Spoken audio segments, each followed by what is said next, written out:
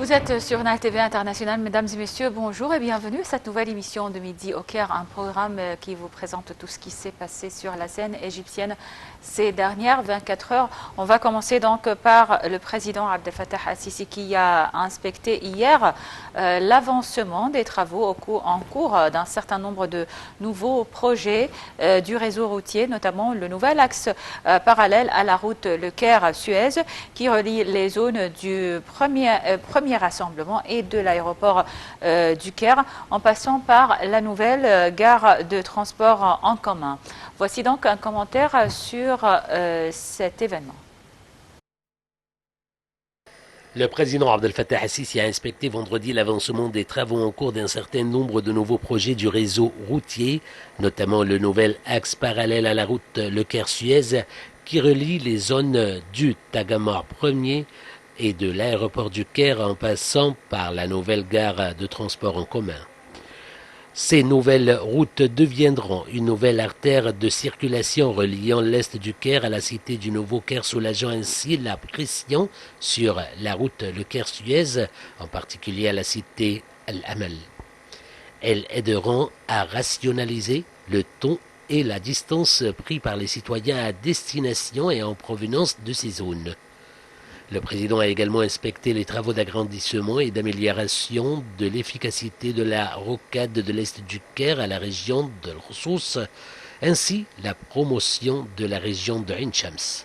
Le président Abdel Fattah al-Sisi a suivi avec les responsables le rythme d'exécution et l'avancement des travaux, tout en mettant l'accent sur l'importance de réaliser une haute performance technique et constructive pour les axes et les nouvelles routes, tout en tenant compte de l'importance primordiale de ces routes dans la régulation de la circulation au Grand Caire et aux villes et communautés urbaines voisines.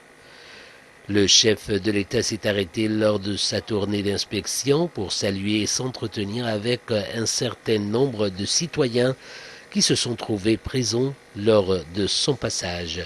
Le président a écouté leurs demandes et leurs besoins.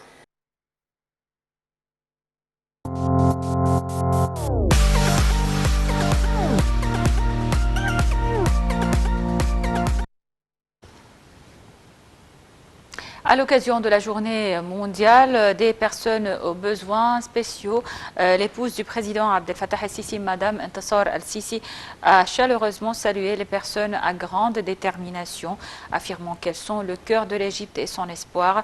Madame Intasar al-Sisi a ajouté que la journée mondiale des personnes aux besoins spécifiques est une expression sincère de l'ampleur des capacités de ces personnes, de leur détermination et de leur volonté. L'épouse du président al-Sisi a également affirmé que les personnes aux besoins spéciaux faisaient partie intégrante de la nation.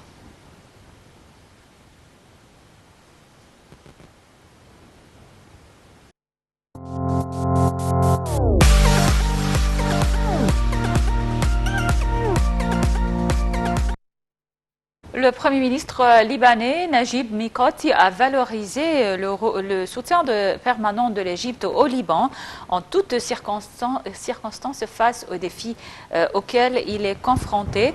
Dans un entretien exclusif à l'agence de presse du Moyen-Orient, MENA, Najib Mikati a remercié l'Égypte et le président Abdel Fattah al-Sisi, artisan, selon lui, de la renaissance moderne en Égypte. Mikati a annoncé qu'il visiterait l'Égypte prochainement, disant suivre ce qui se passe dans ce pays en matière de développement et de reconstruction au cours des dernières années sous la direction du président Abdel Fattah al-Sisi. Le Premier ministre libanais a passé en revue le rôle de l'Égypte dans le soutien au Liban au cours des périodes écoulées.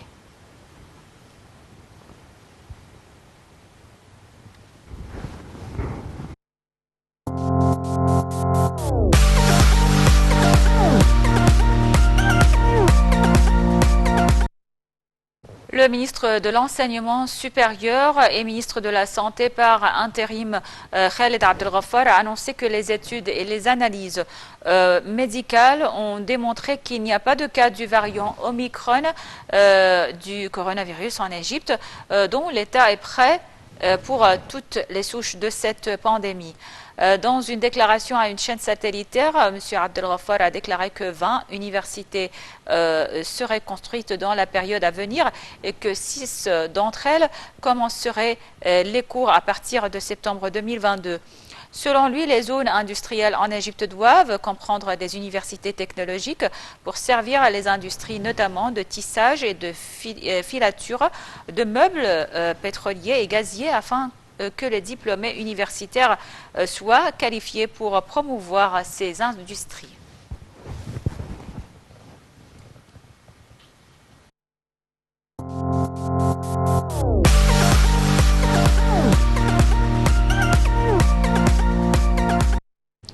Toujours en ce qui concerne le dossier du coronavirus en Égypte, le ministère de la Santé a annoncé que 569 personnes rétablies du coronavirus avaient quitté les hôpitaux de confinement hier après avoir reçu les soins médicaux nécessaires, portant le nombre total des cas guéris du Covid-19 à 299 434 cas. Le ministère de la Santé a toutefois déclaré avoir détecté 933 nouvelles infections au coronavirus et 49 décès. L'Égypte a déjà comptabilisé un total de 361 368 cas de contamination, dont 20 643 décès.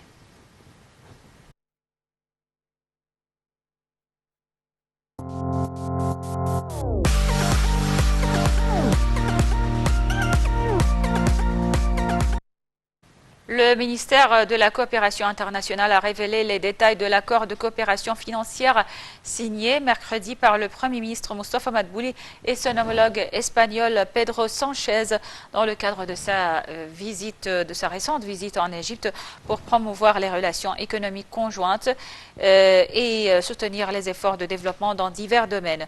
L'accord assure le financement de projets de développement et de soutien technique en Égypte d'un montant de 400 millions d'euros, soit 100 millions d'euros de plus que le précédent accord, d'une valeur de 300 millions d'euros, appuyant ainsi la mise en œuvre de plusieurs projets de développement et l'expansion de nouveaux domaines de coopération. La période à venir serait marquée par un nouvel élan des domaines d'intérêt commun conformément aux modalités de l'accord.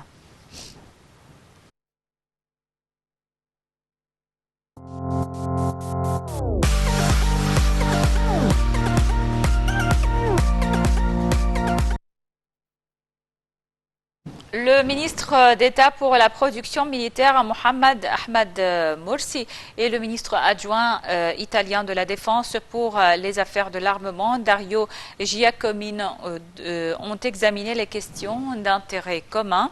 L'entretien a eu lieu au pavillon du ministère de la Production militaire dans le cadre du 4e et dernier jour du Salon international des industries défensives et militaires EDEX 2021, tenu du 29 novembre au 2 décembre 2021 sous les auspices du président Abdel Fattah al-Sisi. Monsieur Morsi a passé en revue lors de l'entretien les capacités technologiques et techniques des plus importantes entreprises et unités affiliées au ministère et les questions d'intérêt commun. Il a appelé la partie italienne à un échange de visites et d'expériences avec les usines et entreprises du ministère de la Production militaire et à poursuivre la coordination commune pour parvenir à des solutions scientifiques et technologiques aux équipements et systèmes défensifs.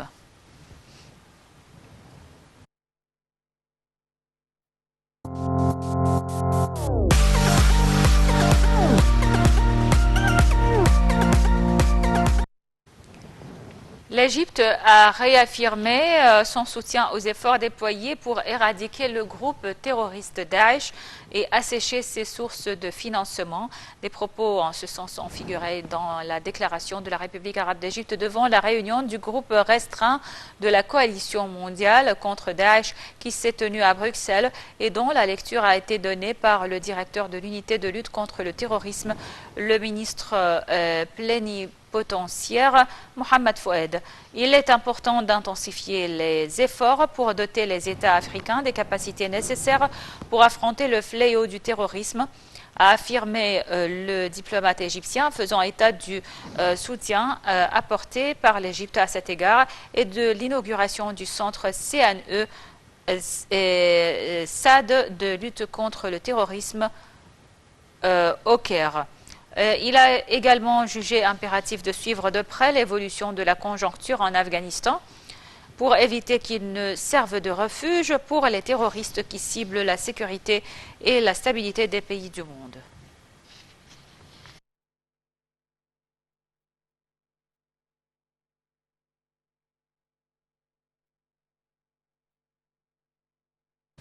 Le ministre du Tourisme et des Antiquités, Khaled Al-Anani, s'est entretenu avec la présidente et directrice générale du World Travel and Tourism Council, Julia Simpson.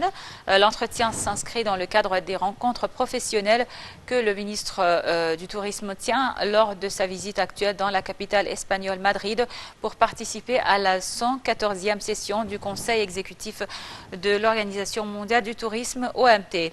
Au cours de l'entretien, un certain nombre de dossiers ont été discutés pour renforcer la coopération entre le ministère et l'OMT et la coordination permanente entre le secteur du tourisme privé et gouvernemental pour faire face aux défis auxquels le secteur du tourisme pourrait être confronté à l'avenir en raison des répercussions du coronavirus. M. Khaled Al-Anani a également passé en revue l'évolution de la destination touristique égyptienne et les efforts déployés par l'État pour faire progresser le secteur du tourisme.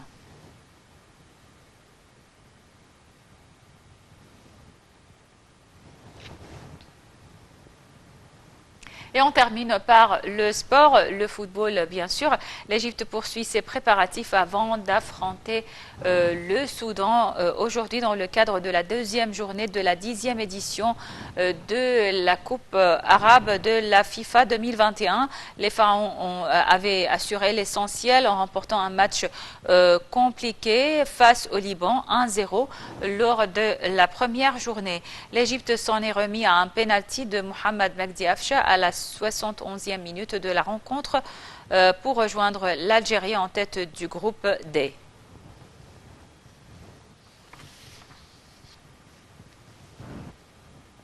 Bon voilà, c'était donc tout pour cette émission de Midi au Caire. Merci pour votre attention. Je vous laisse avec la suite de nos programmes sur Anal TV en langue française qui se poursuivent jusqu'à 13h heure locale du Caire. Bon suite de programme et à très bientôt.